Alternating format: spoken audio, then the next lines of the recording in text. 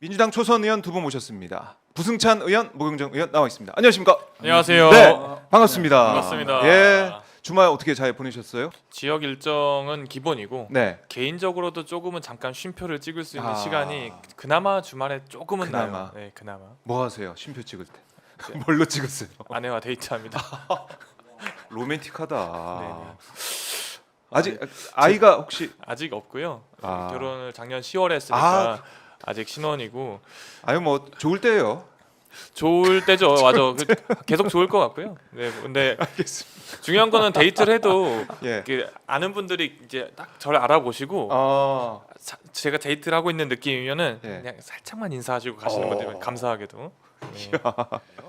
자, 저희가 뭐 웃으면서 오늘 방송을 시작해봤지만은 국회 상황이 또 녹록치가 않습니다.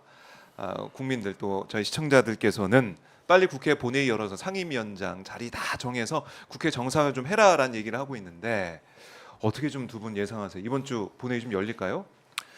열렸으면 좋겠고요. 네. 근데 상황 자체는 아직은 조금 녹록치 않은 것 같아요. 그리고 정말 마지막으로 우원식 의장님께서 네. 국민의힘에 여러 가지 많은 기회를 주시고 있다는 생각이 들어요. 국회 정상화라고 하는데 무엇을 정상화라고 할 것인가? 저는 답은 편하거든요. 답은 쉬운데 네. 일을 하는 국회가 정상화된 국회다. 일을 하기 위해서 많은 사람들이 국회에 와 있고 그분들이 일할 수 있는 여러 가지 법적인 제도가 있는데 제도화에서 책임을 방기하고 있고 네. 그런 모습들을 빨리 마무리하려면 여당의 여러 가지 움직임의 변화가 필요한 시기인 것 같아요. 네. 근데 여당은 계속해서 뭐 변할 움직임은 없고 토론을 하자고 하더라고요. 국민들 앞에서 토론 좀 하자. 상임위 18개 뭐 쭉 놓고 보면은 열린 데도 있고 안 열린 데도 있고 그렇죠. 저는 행안위여서 행안위는 회의를 한번 첫 번째 회의를 열었고 간사 선임과 그다음에 업무 보고를 위한 출석 요청을 한 상황입니다. 상임위 대비를 했고. 기본적으로 지금 임시회잖아요. 네. 임시회에서 기본 상임위에 소속되어 있는 저희 같은 경우는 저희가 명단을 제출해서 상임위에 배치가 됐고 국민의힘 의원님들 같은 경우는 명단 제출을 하라고 했지만 안 했기 때문에 네. 의장께서 직권으로 제가 알기로는 배치한 걸로 아는데 임시회 안에는 상임위 위원들을 개선할 수 없다라고 되어 있는 걸로 제가 알고 있어요. 그러다 보니까 7개가 지금 정해져 있지 않은 곳은 아직 배치가 안 돼 있는 걸로 알고 있습니다. 네. 그렇기 때문에 우리가 지금 가야 할 길이 멀어요. 빨리 본인들께서 특히 국민의힘 의원님들께서 일하시려면 빨리 본인들이 가실 상임위를 정하시고 그리고 부의장도 안 뽑으셨어요 아직. 그러니까요. 국회 부의장도 빨리 뽑으시고 일해야 됩니다. 보고 싶어요 정말로. 원래 무노동 무임금입니다. 일하지 않은 자 월급도 안 받아야 되고 수당도 네. 안 받아야 된다 생각을 하고요. 중요한 거는 지금 국민의힘 의원님들께서는 정치적인 판단을 가지고 상임위에서 사임한다라는 여러 가지 너무 사실 의미가 없는 사임 정치 행위를 하시고 계시고 있고 그 다음에 계속 상임위 관련된 내용들을 정치적으로 발언을 내뱉고 행동을 하시고 계시지만 진짜 중요한 거는 관계 부처 공무원 분들이세요. 네. 장관들을 비롯해서 그분들이 과연 지금 상임위를 넘어서서 입법부에 대한 본인들의 온당한 본인이 해야 할 일들을 하고 있는가, 과연 정치적 중립을 지키고 있는 공무원들의 행태가 맞는가라고 생각했을 때 정말 큰 의문점이 드는 거죠. 지금 국민의힘에서 어떤 무슨 간담회를 열면 관계부처 차관도 오고 장관이 오는 곳도 있어요. 그런데 지금 통상적인 업무 보고 의원실에서 보좌진들에게 하는 그 통상적인 업무 보고에 대해서 국민의힘에서 하지 말라라는 이야기를 했다는 소리가 돌아요. 이건 정말 큰 문제가 있는 겁니다.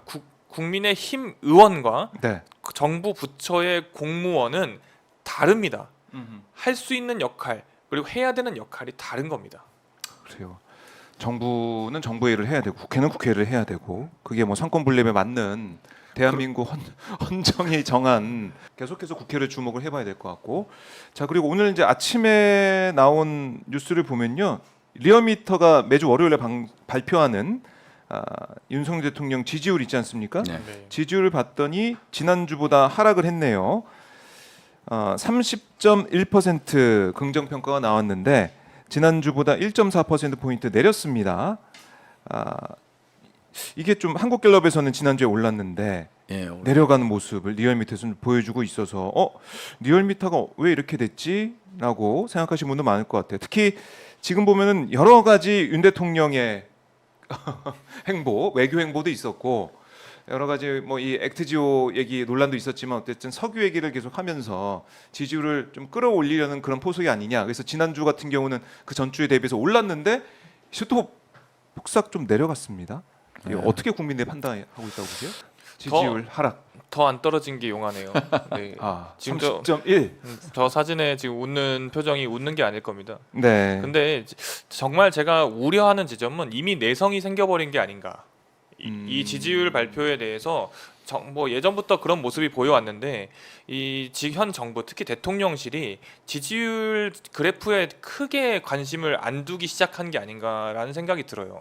네. 예를 들어서 뭐 석유 관련된 내용 여러 가지 그리고 방금 말씀하신 권익위 관련된 내용은 저런 지지율을 좀 더 신경을 썼다면 네. 조금 더 정치하고 정말 더 세밀하고 법에 맞는 국민의 눈높이에 맞는 결정들을 하게 만들었거나 네. 해야 된다라고 강조를 했을 텐데 뭐 전혀 그런 모습들이 보이지 않고 이쯤 되면 진짜 막가자는 거죠.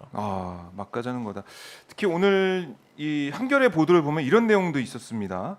석유공사가 김한규 민주당 의원에 제출한 자료를 보면 동해 시추가 이미 윤 대통령이 발표 전에 4개월 전에 이미 결정이 됐고 다 뭐 용역까지 맺은 상태에서 대통령의 발표가 나왔다. 승인했다.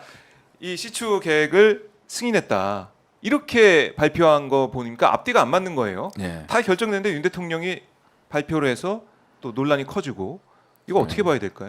그 명칭 자체가 좀 웃긴데 대게, 집게, 오징어 네. 특히 오징어 쪽에 관련된 여러 가지 이야기들이 나오는데 네. 석유공사의 발언들이 이 국민들의 신뢰를 잃게 만들고 있어요 스스로가. 뭐 유망 구조, 잠재 구조 일반 국민들이 생각했을 때는 어떤 의미를 하는지 잘 네, 관심이 없을 수밖에 없는데 이거 가지고 일반 국민들은 본인들이 몰라도 돼요 사실은. 네. 그거에 대해서 더 전문적으로 알게 하기 위해서 국민들의 세금으로 뭐 여러 가지 많은 공공기관이나 공기업들이 운영되고 있지 않습니까? 특히 석유공사 같은 경우에는 이 부분에 대해서 본인들이 국민들의 어떤 위임을 받았다 생각하고 정말 신뢰 있는 말들, 신뢰 있는 판단들만 해야 됩니다. 그런데 뭐 단어의 표현 오타인 것 같다. 그러니까 호주의 그 회사에서 발표한 보고서에 따르면 그 부분에 대해서는 오타라고 보여진다. 이게 무슨 말이 되는 소리입니까? 왜 보고서를 본인 마음대로 자의적으로 해석하고 그 자의적으로 해석하는 것 자체에 대한 피해나 또는 여러 가지 리스크는 왜 국민들이 져야 됩니까? 이런 여러 가지 문제들이 네. 다시 한번 개탄스러운 현실이라는 걸 말하고 있습니다. 그래요. 그러니까 지금 이 지지율을 보면은 국민들은 계속해서 20%대 아니면은 30% 초반. 지금 리얼미터는 사실은 지지율이 좀 잘 나오는 윤 대통령 입장에서는 그런 ARS 조사인데 여기에도 이렇게 20%대를 목전에 두고 있다는 거. 이번에 중앙아시아 3개국 순방 이거 좀 성과가 별로 없다라고 국민은 생각하시는 것 같아요. 별로 반응이 없네요, 진짜. 아니, 이게 대통령이 예. 외교하는 거 본인의 의무입니다. 국가를 대표해서 외교 나가서 순방하고 그 다음에 많은 정상들 만나서 여러 가지 외교하고 여러 투자 유치하는 거 당연히 해야 되고 세일즈맨이라는 표현도 저는 나쁘지 않다 생각해요. 아주 네. 훌륭한 표현이라 생각을 하는데 문제는 실적이죠.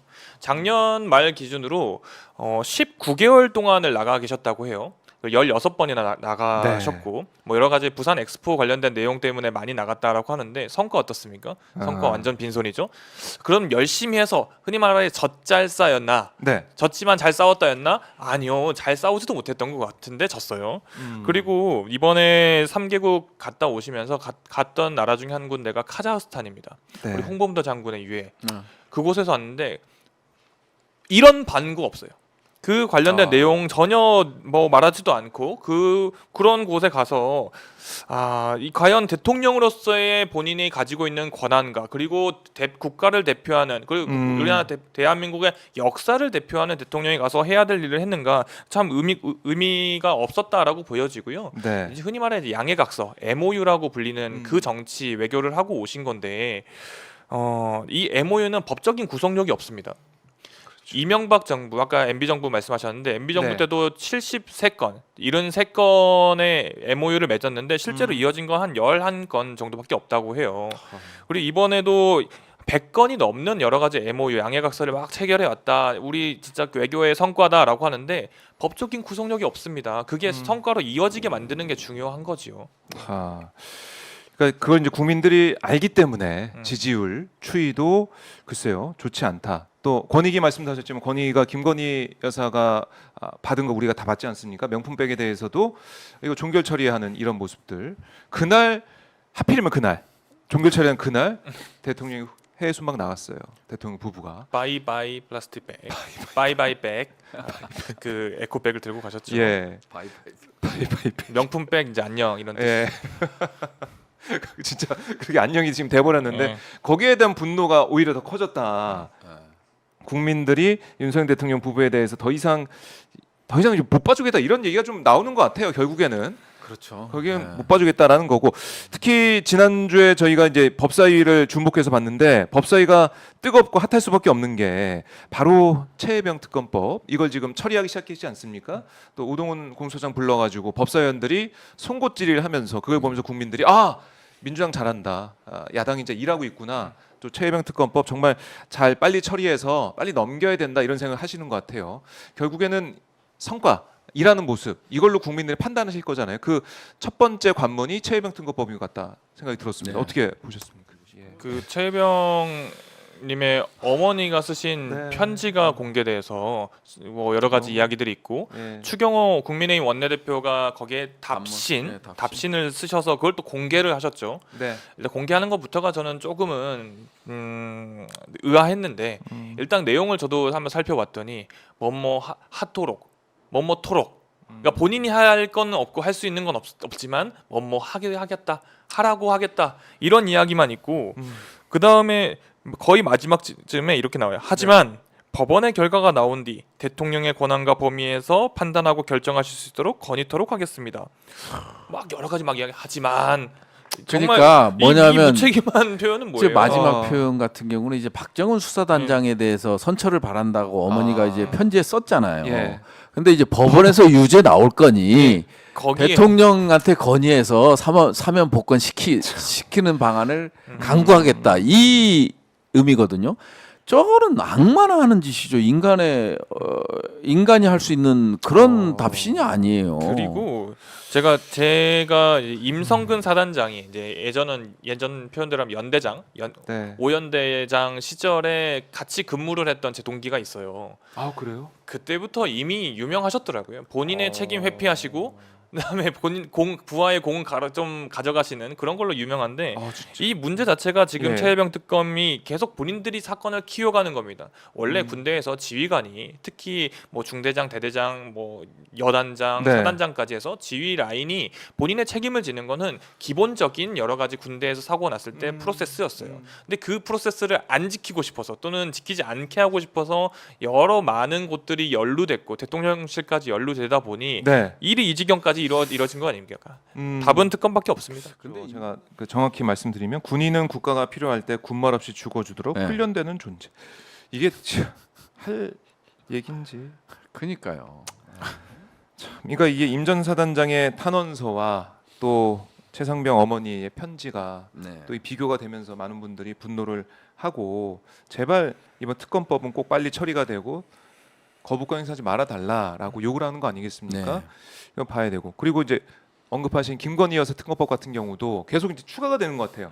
추가가 되면서 의혹은 이제 다 밝혀야 된다라는 목소리가 커지고 있고 검찰 수사도 그렇고 권익위 이번 결정도 그렇고 이것도 이제 밝혀야 될 부분이 많은 것 같아요. 지금 권익위의 결정 자체가 특검을 해야 된다라는 당위성을 더 높여줬다고 생각을 하고요.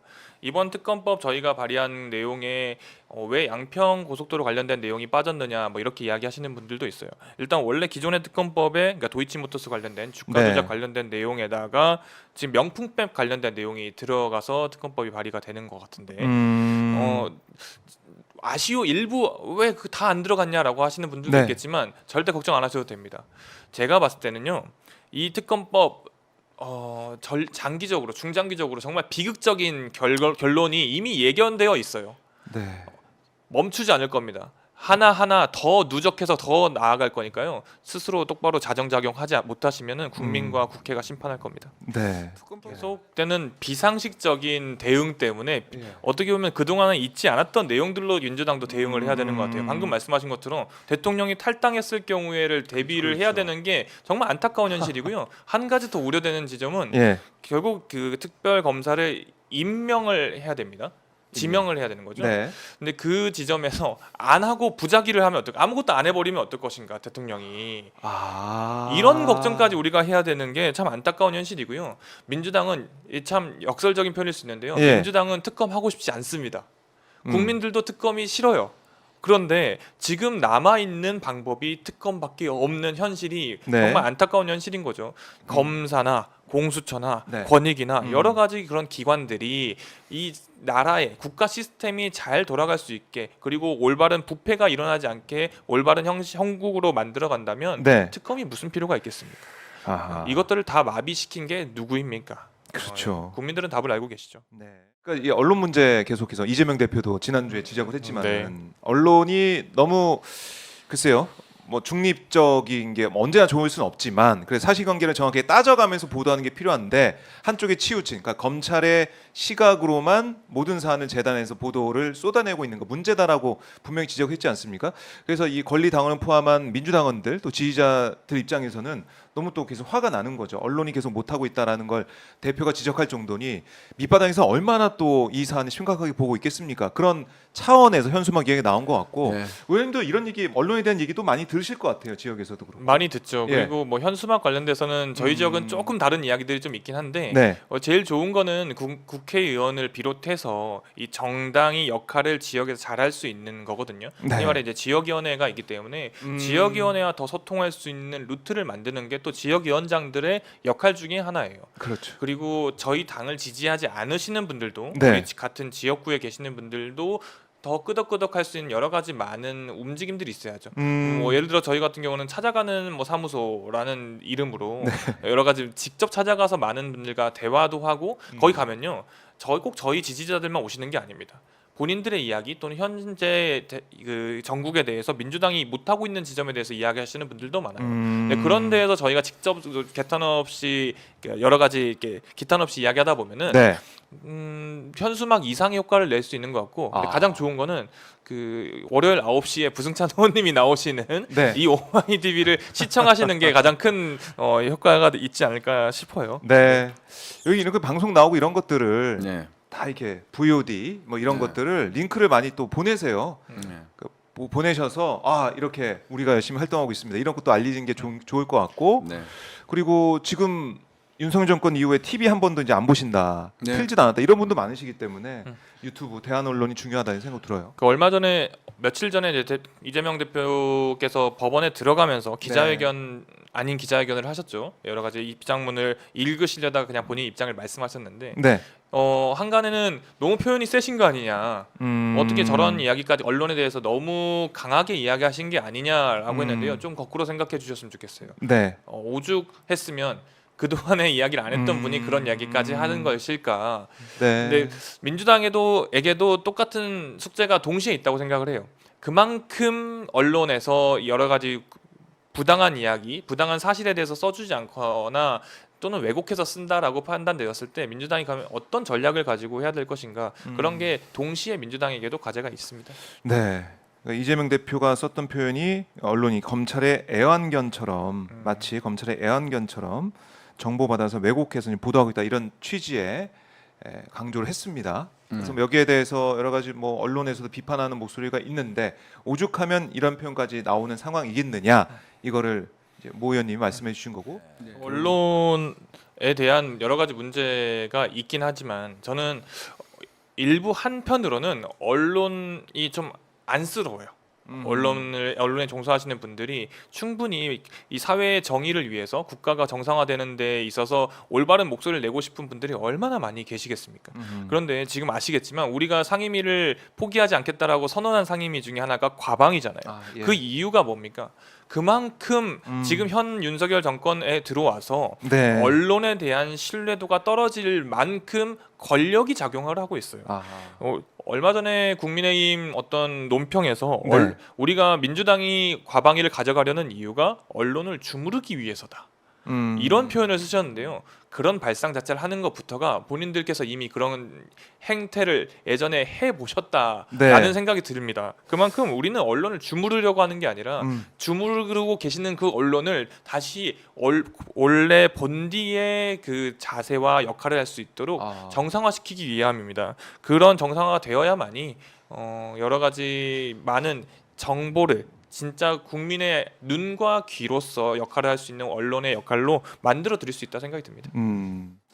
아니 업무복을 받아가기네. 업무복. 공무원이 예. 대통령이 전쟁을 준비하고 있다 뭐 이런 식으로 얘기를 한다는 거는 이게 말이 안 되는 아직 거고. 뭐 이 정부가 오락가락하는 게 뭐 한두 가지가 아니고요. 네. 저는 그 유엔사에서 직접 조사한 걸 직접 받아본 사람으로서 유엔은 이 진짜 지금 하고 있는 그 기조를 이렇게 예전부터 유지를 해왔어요.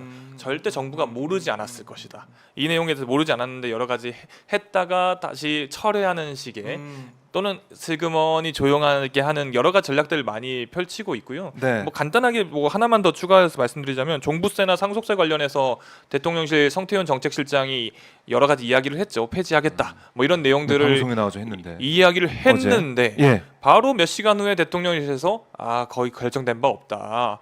이렇게 이야기하는 항상 그런 것 같아. 항상. 정말 이 정부 네. 들어와서 특히 대통령실의 행태 중에 하나죠. 여러 가지 많은 걸 툭 던져서 음. 한번 흔히 말해 간을 보고 네. 여론이 좋지 않거나 여러 가지 문제점이 본인들이 생각하지 못했던 문제점들이 발견되거나 또는 모르겠지 했던 부분들이 발견되면은 슬그머니 결정된 바 없다 철회하는 식의 이건 정말 큰 문제가 있다고 봐요. 국가 운영에 있어서 신뢰는 특히 네. 정책에 대한 신뢰는 전체 뭐 경제적으로도 여러 가지 투자를 이끌 수 있는 여러 가지 기저의 기본이 되는 베이스고 국민들이 정부에 갖는 또는 국가 운영에 갖는 여러 가지 신뢰에 대해서도 정말 중요한 지점인데 네. 스스로가 신뢰를 깨고 있는 이 행태가 정말 어쩌려고 이러는지 모르겠어요.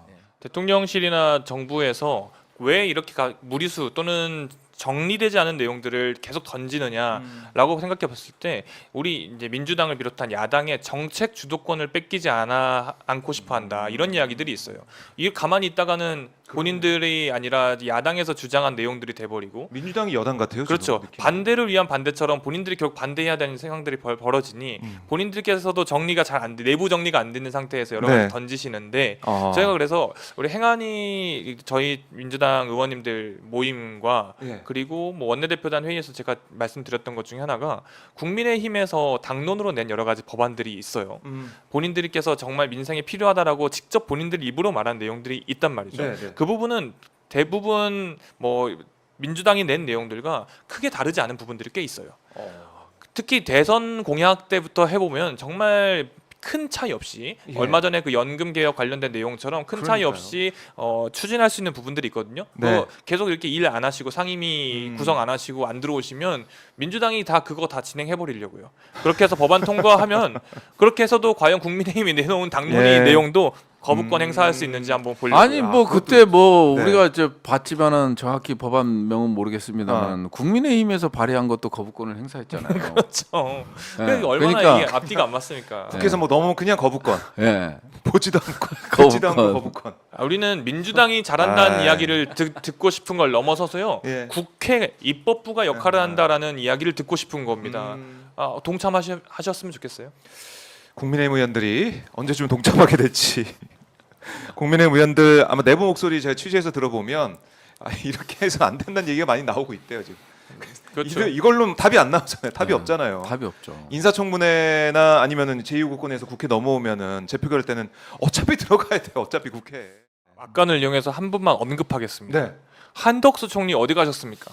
한덕수 총리. 우리는 국무총리라는 제도가 있어요. 예. 대통령께서 지금 보면은 거의 독일의 대통령처럼 열심히 외교에 집중하시고 예. 내치에는 신경을 안 쓰시는 모습을 보이는데 그렇다면 보통 국무총리 예전에 뭐 책임총리제 이런 이야기 나올 정도로 국무총리의 역할이 중요하고 실질적으로 권한이 그 정도 있다라고 보여지는데 한덕수 총리는 도망가고 싶은데 도망을 못 가시는 느낌이에요. 일을 하셔야죠. 이왕 이렇게 되신 거 과감하게 일하십시오. 네. 자, 어쨌든 모경정 의원님 이제 행안위에서 활동을 시작하셨고 부승수 의원님 아직 활동을 시작 못하셨기 때문에 다음 주에는 꼭 상임위 활동을 하시면서 예. 데뷔하신 다음에 더 많은 정보를 이제 국민들께 예, 알려드리도록 기대해 보겠습니다. 행안위 지켜봐 주십시오. 네, 행안위 지켜보겠습니다. 부승찬 의원도 화이팅입니다. 네, 두 말씀 잘 들었습니다. 고맙습니다. 고맙습니다.